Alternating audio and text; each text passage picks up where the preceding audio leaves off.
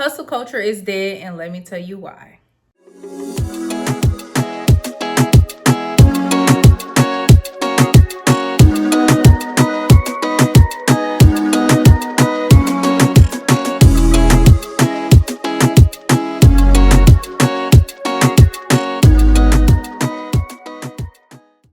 So, y'all remember back in the day, probably honestly since the beginning of your existence on earth, you've always heard people say, oh, get you a second job, get you a side hustle, do things on the side, blah, blah, blah.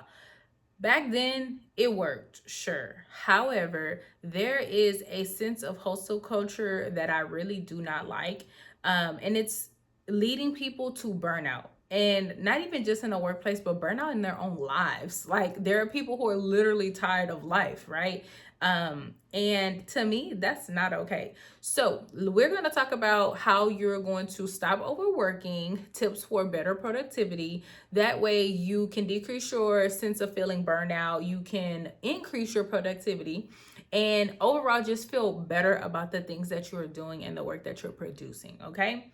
So, number one, it's a myth that I guess the hard or the most work you do, that's how successful you'll become. That's not true. Now, over time, obviously, you're probably going to have put in more work than someone else if you are more successful. However, that does not mean in a short amount of time that's going to determine your success. So, for example, if you show up to work and let's say you have an office of about 10 people, right? And you're the first one there, the last one gone, and you've accomplished a whole lot in one day before or ahead of anyone else. But then at the end of the week, let's say by the time we got to Thursday, you're tired, you're probably feeling sick, or you just don't have any energy, right? Because you gave it all every day prior to Thursday, and now you're falling behind in the race. And so your coworkers who pace themselves, who never seems to be upset, who doesn't seem to be burned out, they're always accepting new projects. They don't seem like they have a problem with it, and it's because they're pacing themselves. So by the time Thursday gets here, almost Friday, you're feeling burnt out, you're feeling tired, you're ready for the weekend, and they seem to just be still getting it, still going. And it's because they've paced themselves. So when you think about long hours equaling success, that's not true. It's about how much you get done or how much you can get done in your time given, not actually working more hours. So you're being the first one there, last one to go. That's not going to get you anywhere. That's just going to get you tired and burned out. So when you talk about overworking, you're going to not only, like I said, feel burnt out, but your productivity is actually going to go down. It's going to suffer because of it. So let me say this clearly for those who are listening. If you are the person that your manager calls on for all of the projects and all of the different things because you're great at it, you can get it done, you're fast, or whatever the case is, let me tell you, learn to say no. And I say that because the more you keep accepting, the harder it becomes to maintain, the faster your productivity goes down. So if you keep accepting projects and you keep burning yourself out, eventually the work that you do or produce is not going to be of any quality. And that's what we don't need, because guess what suffers when your work is no longer full of quality? Your brand. So who you are as a professional, who you are as a person, that starts to suffer. People start to not trust you. They start to not value your work anymore.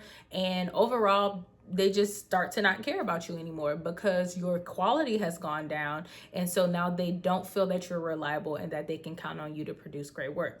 But you know why your quality went down? Because you then take the liberty to make sure you balanced yourself. You kept taking on projects. You kept doing everything, picking up everyone's slack, doing all these different things.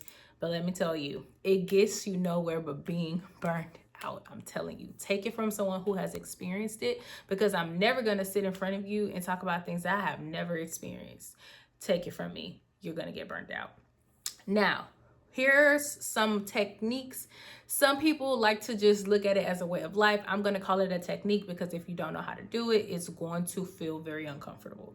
So obviously you want to utilize time management techniques. You want to make sure that you allot the appropriate amount of time to every task so that when things don't go as planned, you actually have more time left to rectify the situation. Or if things go ahead of schedule, you have time to either debrief, relax, or move to the next thing so that you can stack your relaxation at the end. So always think time management as like money management, right? In your bank account, you have a certain amount of money. No matter if you have a savings or whatever, we're talking about in your checkings account. You have a certain amount of money. And if you go over that, what happens? Either the bank charges you a fee or your card declines or something. Something's going to happen. And so think of time management the exact same way. How much time do you have in a day? If you work a 9 to 5 and you only have 8 hours in that day to get the work done, then you need to schedule your time accordingly. If you are independent contributor or contractor and you have time to do things whenever you can kind of work on your own schedule, then you still need to manage your time. Because if you have children, you have other family obligations, or you simply have other goals of your own, like exercising, meal prepping, or taking dance lessons, whatever the case is, you have other obligations that you want to tend to. And so you have to manage your time effectively. You can do that by setting alarms. You can do that by blocking your calendars, making sure you close your doors when you need, privacy and time to actually focus and key in.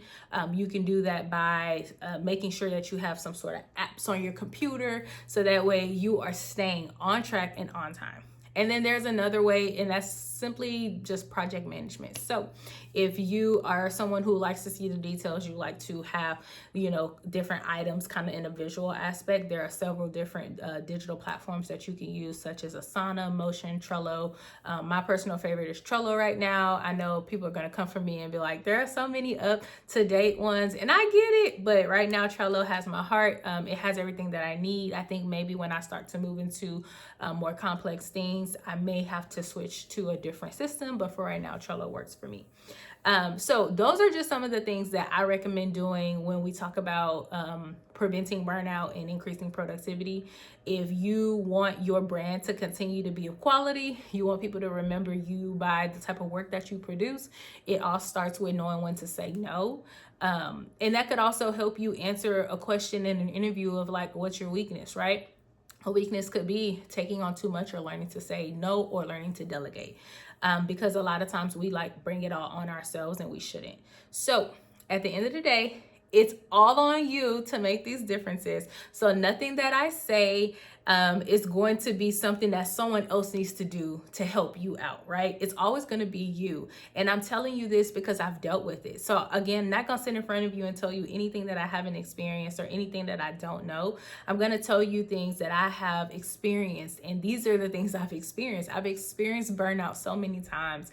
And I will tell you, the very first time I started to say no to projects, or I started to block my calendar and actually make sure my time is accounted for equally amongst the projects, that was when the burnout feeling went away. I no longer felt like, oh, this is too much. It literally started to feel like, oh shoot, this isn't that bad, because I'm actually balancing now. I'm not trying to look like a circus clown every single day and juggle 50 million things to get it done just to beat the next person, right? So keep that in mind the next time that you are being asked to, take on something, or anything for that matter, even if it's in your personal life, right? A lot of things I say can apply at work and personal life. So the next time your I guess help is needed, make sure that you are making sure make sure that you